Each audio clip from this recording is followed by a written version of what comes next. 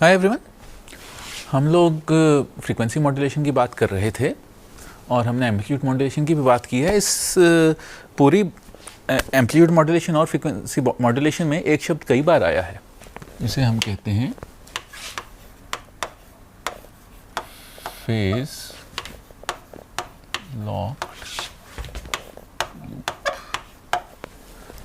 Lock loop. ये शब्द हमने कई बार देखा है और हमने इस लेक्चर में हम ये समझने की कोशिश करेंगे कि एक फेज लॉक लूप होता क्या है, कैसे काम करता है और नेचुरली इसमें ऐसा क्या है कि हम इसे, या फेज लॉक लूप में ऐसा क्या है कि हम इसे एक FM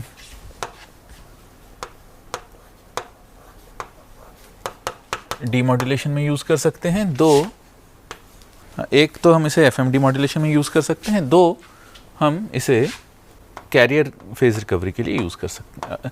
single side band signals में या क्वाड्रेचर कैरियर मल्टीप्लेक्स सिग्नल में एक पायलट के साथ हम इसे कैरियर रिकवरी में यूज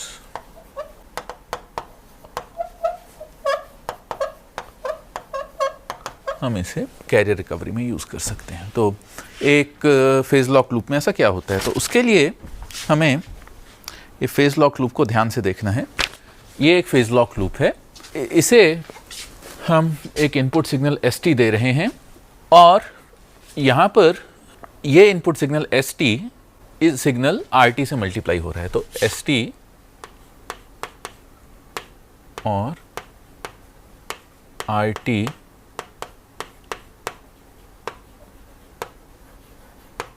मल्टीप्लाई हो रहे हैं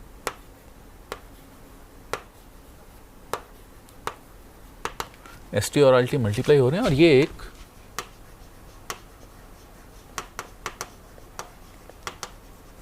एक मल्टीप्लायर है। ST और RT मल्टीप्लाई हो रहे हैं, ये एक मल्टीप्लायर है। इनकी मल्टीप्लिकेशन के बाद हमें एक सिग्नल ET मिलता है, जिसे कि हम एक लो पास फिल्टर में देते हैं। लो पास फिल्टर से सिग्नल E'T जनरेट हो रहा है, जो कि लूप फिल्टर में जा रहा है। लूप फिल्टर, मान लीजिए कि हम लूप फिल्टर का इम्पल्स रिस्पॉन्स HT है। हम ये मान रहे हैं कि लूप फिल्टर का एक लो पास फिल्टर है, आइडियल लो पास फिल्टर, जिसके बाद एक लूप फिल्टर है जिसका कि इम्पल्स रिस्पॉन्स HT है। इसके इम्पल्स रिस्पॉन्स हम बाद में आएंगे। लूप फिल्टर से एक सिग्नल VT जनरेट होता है, जो कि एक वोल्टेज कंट्रोल्ड ऑसिलेटर में जाता है। वोल्टेज कंट्रोल्ड ऑसिलेटर कुछ FM जनरेटर जैसा ही होता है। VCO होता है, वोल्टेज कंट्रोल्ड ऑसिलेटर। एक वोल्टेज कंट्रोल्ड ऑसिलेटर कुछ FM जनरेटर जैसा ही होता है, जहां पर कि आउटपुट वोल्टेज, या एक ऐसा ऑसिलेटर होता है जिसकी कि आउटपुट फ्रीक्वेंसी उसकी इनपुट वोल्टेज पर डिपेंड करती है। तो ये एक वोल्टेज कंट्रोल्ड ऑसिलेटर है। अब हम इस सब को ध्यान में रखते हुए हम ये कहेंगे कि, और हम ये मानकर चलते हैं, हम ये मानकर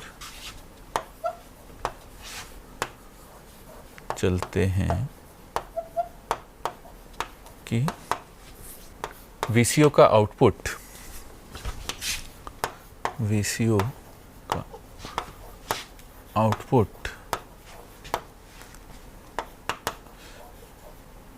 इनपुट सिग्नल ST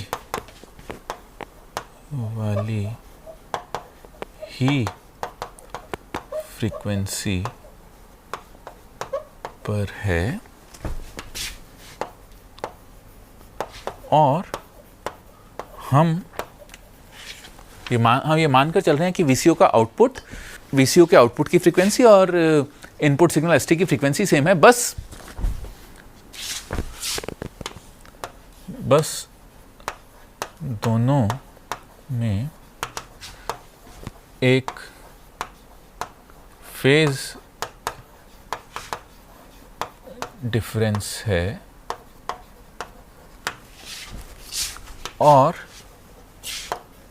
हम ये चाहते हैं कि ये फेज डिफरेंस हमेशा फेज डिफरेंस π/2 ही रहे और हम ये चाहते हैं कि ये फेज डिफरेंस π/2 ही रहे। अब हम कैसे करेंगे? अब मान लीजिए कि इनपुट सिग्नल है ST equals AC sine 2π FCT plus φ1t। अब VCO का आउटपुट, हमें VCO के आउटपुट के बारे में जो पता है वो ये है, एक VCO के आउटपुट और इनपुट सिग्नल में एक फेज डिफरेंस है जो कि हमें नहीं पता है, पर वो फेज डिफरेंस छोटा है और हम ये चाहते हैं कि वो फेज डिफरेंस हमेशा π/2 ही रहे। तो आइडियली cos 2π FCT के लिए अगर इनपुट सिग्नल cos 2π FCT है या sin 2π FCT है तो VCO का आउटपुट होगा AC cos 2π FCT। पर यहाँ पर φ1t के बदले यहाँ एक और फेज होगा φ2t जो कि फिर से हमें पता नहीं है। तो या ये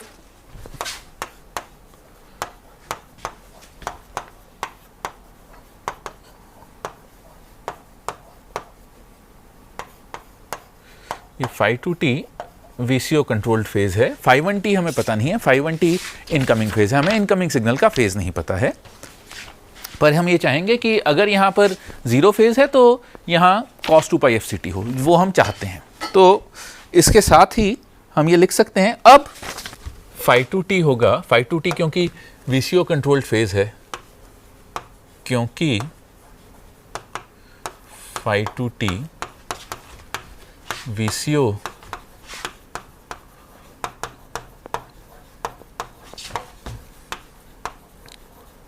क्योंकि φ2t VCO कंट्रोल्ड फेज है, इसीलिए φ2t होगा 2π kV 0 to t VU VU VCO का इनपुट वोल्टेज सिग्नल है। अब मैंने लिखा था ET equals RT ST, RT times ST, ET RT ST होगा, मतलब कि ET होगा AC, रुकिए इसको एक बदलाव और करना है, AC के बदले ये AL होना चाहिए क्योंकि ये लोकल ऑसिलेटर AL है, ये ध्यान रखिए कि ये AL है, AC नहीं है। तो ये होगा AC AL sine 2π FCT plus φ1t cos 2π FCT plus φ2t, cos 2π FCT plus φ2t। ये तो इसे मैं लिख सकता हूँ AC AL/2 sign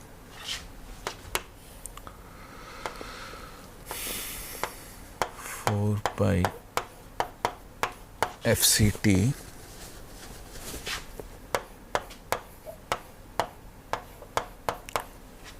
plus φ1t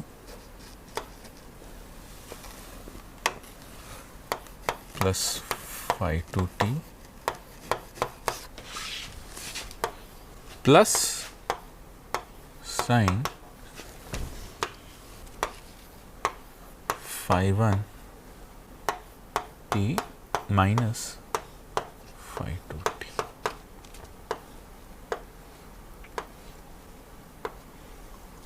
ये sine 4 pi F C T phi one T plus phi two T, phi one T minus phi two T. अब low पास filtering के बाद लो पास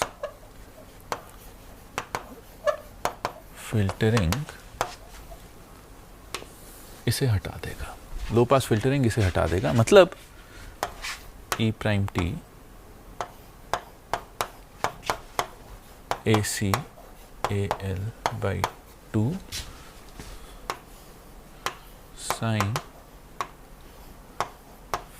phi one T minus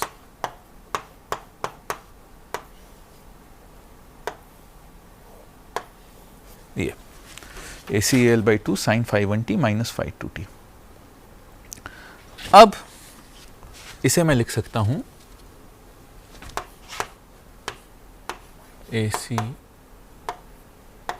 A L by two sign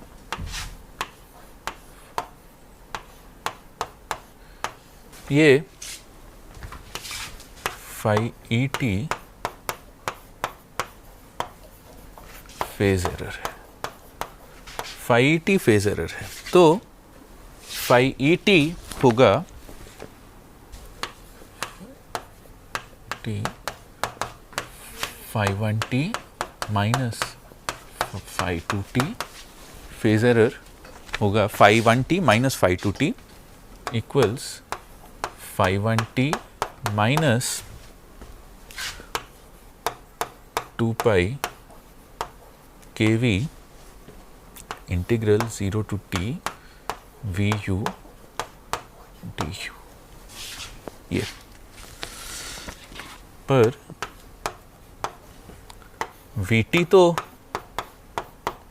loop filter का output है,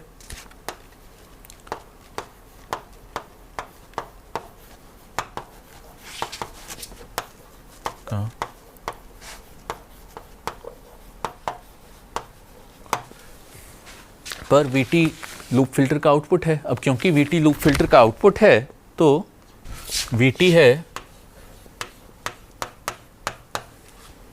minus infinity से infinity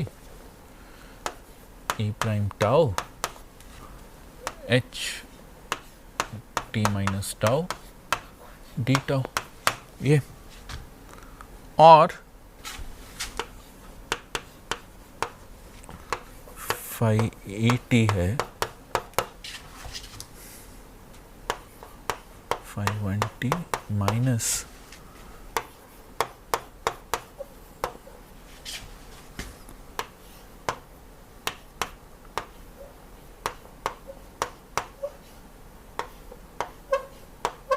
to pi के we V U D you.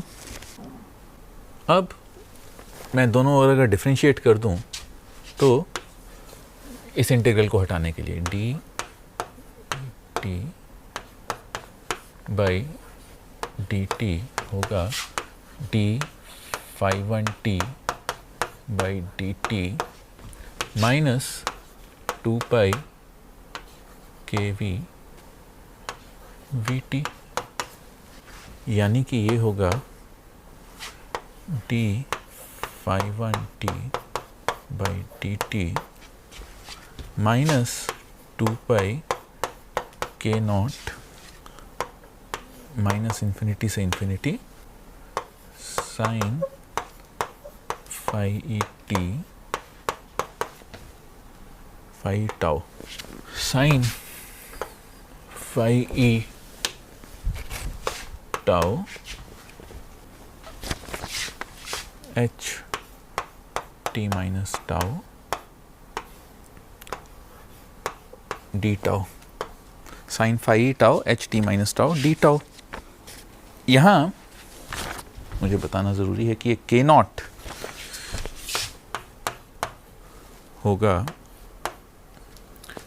के we के M A C A L, और ये फ्रीक्वेंसी की डायमेंशंस वाला है। अब अगर phi e t छोटा है तो साइन phi e tau लगभग phi tau है। तो साइन phi e tau लगभग phi e tau है, मतलब ये कि मैं ये डिफरेंशियल इक्वेशन लिख सकता हूं d phi e t by dt equals d phi 1 t by dt minus 2 pi k naught phi e tau h tau t minus tau, लगभग ये, मतलब d phi 1 tau by dt होगा d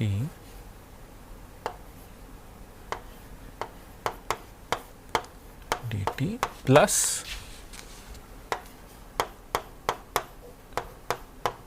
k not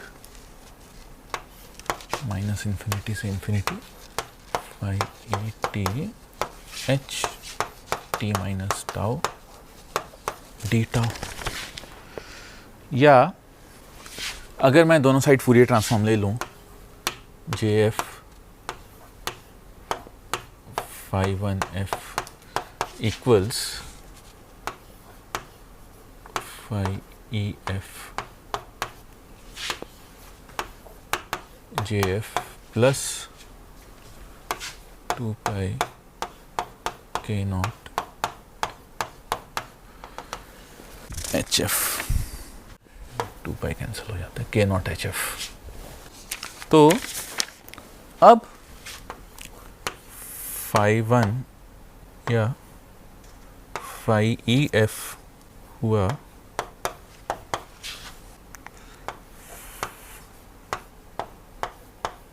f by 1 plus k naught by jf hf। ये और vf है k naught by kv hf phi f, ये हुआ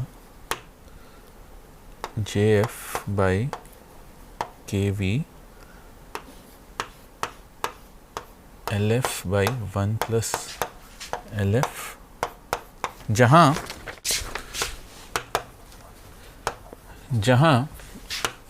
lf है k naught by jf hf, ये जहां lf ये है। अगर lf बहुत बड़ा है, अगर LF बहुत बड़ा है, तब VF होगा JF by KV phi 1 F, JF by KV phi 1 F, जो कि होगा, कि लगभग होगा, यानी कि VT लगभग होगा 1/2 pi kv d phi 1 t by dt, और phi 2 t लगभग phi 1 t के बराबर होगा। और ये फेजर में नहीं आएगा, पर हम ये देख सकते हैं कि इससे हमें दो चीज़ें पता चलती हैं। एक, जो आउटपुट वोल्टेज होगी वो इनपुट सिग्नल st के फेज के डेरिवेटिव के प्रोपोर्शनल होगी, जो कि हमें FM में चाहिए, क्योंकि FM में हम उसका फेज़ या उसका इनपुट सिग्नल का जो FM सिग्नल है वो मैसेज सिग्नल का उसका फेज़ मैसेज सिग्नल का इंटीग्रल है। तो फेज़ लॉक लूप का आउटपुट इनपुट सिग्नल के फेज़ का डेरिवेटिव है, तो ये FM सिग्नल को डीमॉड्यूलेट करने में हमारी मदद करेगा।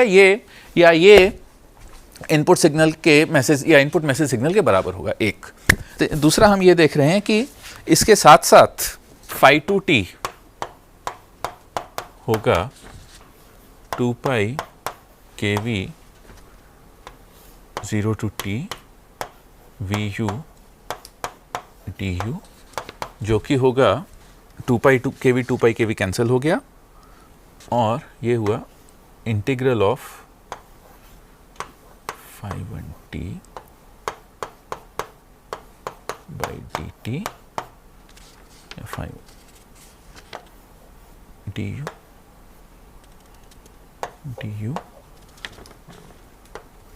t, जो कि होगा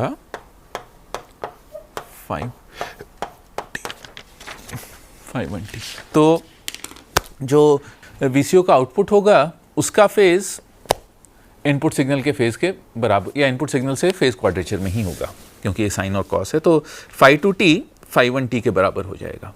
मतलब कि हम phi 2t का फेज निकालकर अगर हमें अननोन फेज का कैरियर इस फेज लॉक लूप को फीड करते हैं तो हम उसका फेज रिकवर कर सकते हैं, और एक बार हमने फेज रिकवर कर लिया तो हम इन फेज कैरियर जनरेट कर सकते हैं, जिसे यूज़ करके हम जो सिग्नल हमें चाहिए या जो क्वाड्रेचर कैरियर मल्टीप्लेक्स सिग्नल हमारे पास आ रहा था, जो कि SSB भी हो सकता है, उसे भी हम डीमॉड्यूलेट कर सकते हैं। तो ये FM सिग्नल की जनरेशन और डीमॉड्यूलेशन की पूरी कहानी है फेज लॉक लूप मिलाकर। अगली बार हम देखेंगे कि नॉइज़ कैसे एनालॉग मॉड्यूलेटेड सिग्नल्स पर असर डालती है। Thank you.